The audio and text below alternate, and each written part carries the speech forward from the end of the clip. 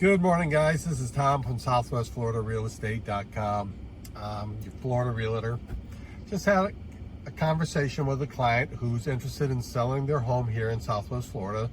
They live out of the area, as many of my clients do. They live in New York. They have a second home here in Florida. They've decided to sell it. Their question is it better to sell it furnished or unfurnished? It's a good question, and it's a financial question. Any home that is staged will sell better than a home that is not staged. Gives the buyer the idea, they can see the square footage, they can see how the house operates, they'll see a king-size bed in the master, they can get better size and a feel for how they would live in that home.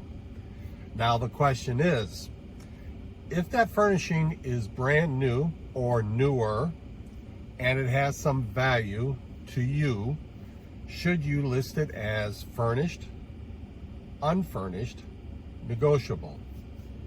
If it's sold furnished, those furnishings will transfer over to the buyer at closing. That buyer may like that furniture and want it and say, great, I can move in right away, because they're more than likely coming from outside the area, and then find pieces that I like as I live and get acclimated to Southwest Florida. Now they may turn around and say, oh, no, I don't want the furniture. I have my own possessions that I want and I love dearly, so I need this gone. Now, if you're a seller, you have to think about, what am I going to do? How do I handle that furniture? Well, one, you give me a call. There's a couple of options. One, there's Teen Challenge. They take a whole house worth of furniture, they liquidate it for the highest amount that they possibly can, and they use it to support some charitable institutions in the area. There are other ones. You may think you could take it to Goodwill. Actually, Goodwill just doesn't take used furniture anymore. They review it to see what kind of condition it is. But Wounded Warriors also come and get the furniture, but not for free. They do charge you. It's a cost to get the men there and the truck there to unload the furniture.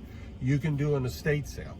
Either way, there's options we can go through to get the furniture gone. Now, while we're talking about staging, and we know that it helps sell a home, the condition of that furniture is also important. If it's late 1980s, it doesn't really help sell the home. You may be better off getting the furniture gone before we list. If the furniture is in poor condition, if it's a little bit worn and torn or soiled, you don't want it there, because what you're showing is that you haven't taken care of your own personal possessions. And if you're not taking care of your own personal possessions, did you really take care of the home? So you want to make sure that when you stage a home, the furniture is fresh, clean, in good condition. And then you need to be able to have the option, I can sell it as a home, sell the home furnished. We can talk about it, negotiate it. Do you want some pieces and not others? Or we can get the furniture gone. But one thing is for certain, if you're the seller and that furnishings are part of the transaction, it's not to be written up in the contract. A lot of people hate to hear this, but you may go out and own Tommy Bahama furniture and it may look awesome to you, but when the buyer walks in, they may have their own furnishings, or they may not like Tommy Bahama. But I hate to tell you this, the furniture has no value. So it would not be part of the financial contract.